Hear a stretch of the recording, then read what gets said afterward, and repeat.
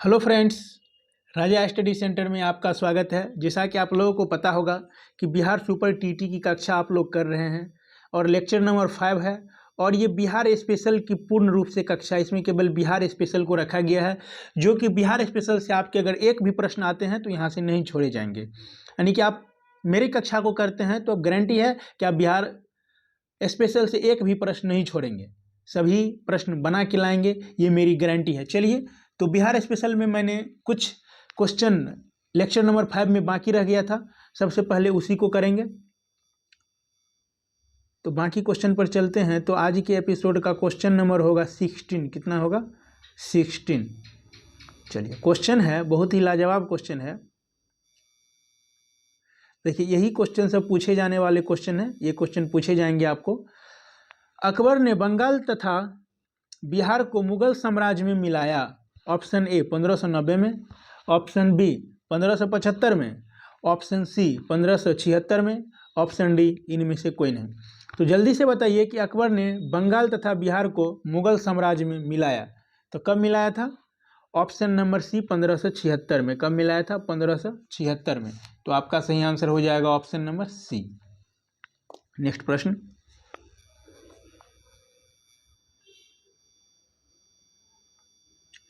किसने प्राचीन पाटलिपुत्र नगरी के स्थान पर पटना शहर बसाया? ऑप्शन ए शेरशाह ने, ऑप्शन बी जहांगीर ने, ऑप्शन सी बादशाह अकबर ने, ऑप्शन डी शाहजादा परवेज ने। तो आप लोगों को पता होगा कि बिहार का शासक इनमें से कौन था। तो पाटलिपुत्र नगर के स्थान पर पटना शहर जो बसाया तो शेरशाह ने बसाया। किसने बसाया? शेरशाह ने। तो क्या हो जाएगा? ए आपका सही आंसर हो जाएगा। नेक्स्ट प्रश्न, मध्यकाल के किस शासक के शासनकाल में बिहार का समूचे उत्तर भारत में राजनीतिक प्रभाव रहा? Option A Humayun, option B Jahangir, option C Akbar, option D Sher Shah Suri. तो जल्दी से बताइए कि आपका सही आंसर क्या होगा। तो मध्यकाल में के शासनकाल के दौरान समूचे भारत में राजनीतिक प्रभाव शेरशाह सूरी का रहा था। किसका रहा था? शेरशाह सूरी का। तो क्या हो जाएगा?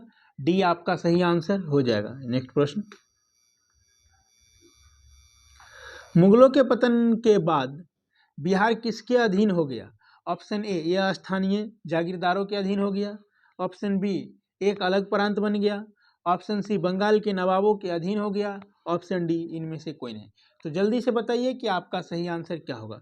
तो मुगलों के पतन के बाद बिहार किसके अधीन हो गया?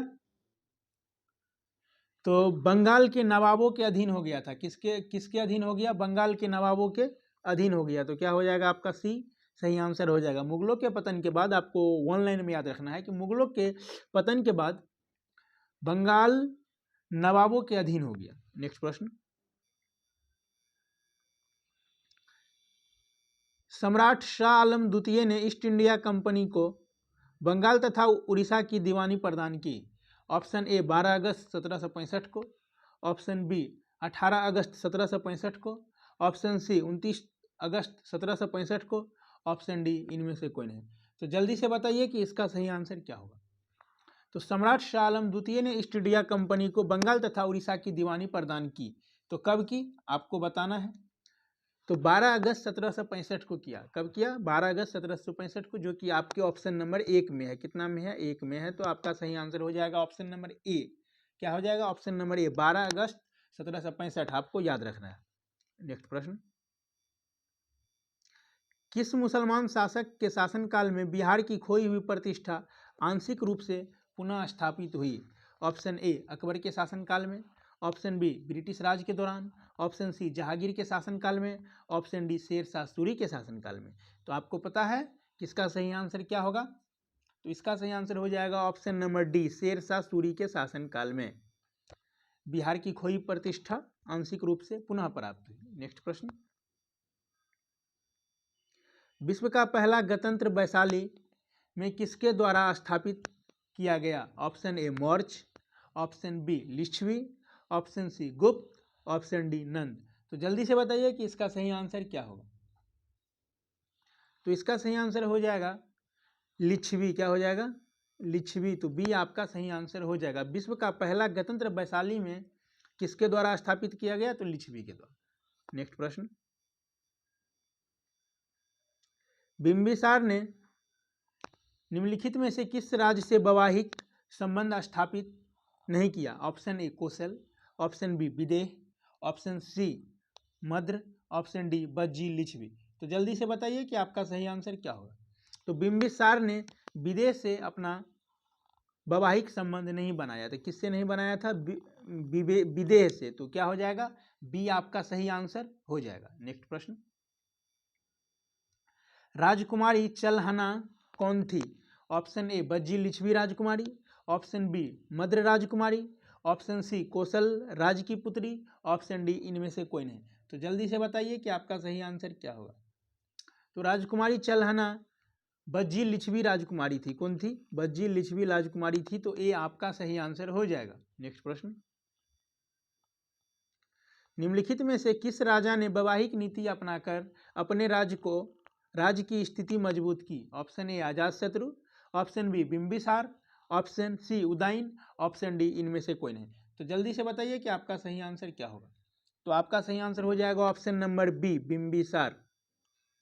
बिंबिसार ने अपने आस पड़ोस के सभी राज्यों से वैवाहिक संबंध बनाने के साथ अपने राज्य की स्थिति को मजबूत की। तो उसका क्या नाम है? बिंबिसार। आपको याद रखना है। नेक्स्ट प्रश्न, अजातशत्रु ने अवंती के हमले से बचने के लिए किलाबंदी की थी। उसने वहां किला कहाँ बनवाया था? ऑप्शन ए वैशाली में, ऑप्शन बी राजगिरी में, ऑप्शन सी अंग में, ऑप्शन डी पाटलिपुत्र में। तो जल्दी से बताइए कि आपका सही आंसर क्या होगा। इसको एक बार और पढ़ना है तो आपके क्वेश्चन खुद ब खुद निकल जाएंगे। अजातशत्रु ने अवंती के हमले से बचने के लिए किलाबंदी की थी। उसने वह किला कहाँ बनवाया था? तो राजगिर में बनवाया था। राजगिरी में। क्या हो जाएगा? राजगिर या राजगिरी। बी आपका सही आंसर हो जाएगा। नेक्स्ट प्रश्न, मगध की प्रारंभिक प्रथम राजधानी कौन सी थी? मगध की प्रारंभिक प्रथम राजधानी कौन सी थी? Option A Pataliputra, option B Champa, option C गिरिब्रज, ऑप्शन डी वैशाली। तो मगध की प्रारंभिक और प्रथम राजधानी गिरिब्रज था। कौन था? गिरिब्रज। तो सी आपका सही आंसर हो जाएगा। नेक्स्ट प्रश्न, 28, किस शासक के द्वारा सर्वप्रथम पाटलिपुत्र की राजधानी के रूप में चयन किया गया? पाटलिपुत्र का राजधानी के रूप में चयन किया गया। किस शासक के द्वारा सर्वप्रथम पाटलिपुत्र का राजधानी के रूप में चयन किया गया? ऑप्शन ए अजातशत्रु के द्वारा, ऑप्शन बी कनिष्क के द्वारा, ऑप्शन सी उदयन के द्वारा, ऑप्शन डी कालाशोक के द्वारा। तो आप लोगों को पता होगा कि पाटलिपुत्र राजधानी के रूप में जो बसाया था उदयन के द्वारा। किसके द्वारा? उदयन के द्वारा। तो सी आपका सही आंसर हो जाएगा। नेक्स्ट प्रश्न, उदयन के बाद मगध साम्राज्य पर किस राजवंश का शासन स्थापित हुआ? उदयन के बाद मगध साम्राज्य पर किस राजवंश का शासन स्थापित हुआ? Option A Nandvansh, option B Maurya वंश, ऑप्शन सी शुंग वंश, ऑप्शन डी शिशुनाग वंश। तो जल्दी से बताइए कि आपका सही आंसर क्या होगा। तो आपका सही आंसर हो जाएगा ऑप्शन नंबर डी शिशुनाग वंश। क्या हो जाएगा? ऑप्शन नंबर डी शिशुनाग वंश आपका सही आंसर हो जाएगा। नेक्स्ट क्वेश्चन, आज की एपिसोड का लास्ट प्रश्न करने से पहले अभी तक आप हमारे चैनल को सब्सक्राइब नहीं किए हैं तो प्लीज़ आप मेरे चैनल को सब्सक्राइब कर देंगे। तो लास्ट प्रश्न है, मेगास्थनीज की पुस्तक का क्या नाम है? बहुत ही भिबिया क्वेश्चन है, सभी एग्जामों में पूछे जाते हैं ये क्वेश्चन कि मेगास्थनीज की पुस्तक का नाम क्या है। Option A Arthashastra, option B Indica, option C Purana, option D Rigveda. तो मेगास्थनीज की पुस्तक का नाम इंडिका था। क्या था? इंडिका। तो बी आपका सही आंसर हो जाएगा। इसी के साथ मिलते हैं फिर नेक्स्ट वीडियो में। जय हिंद।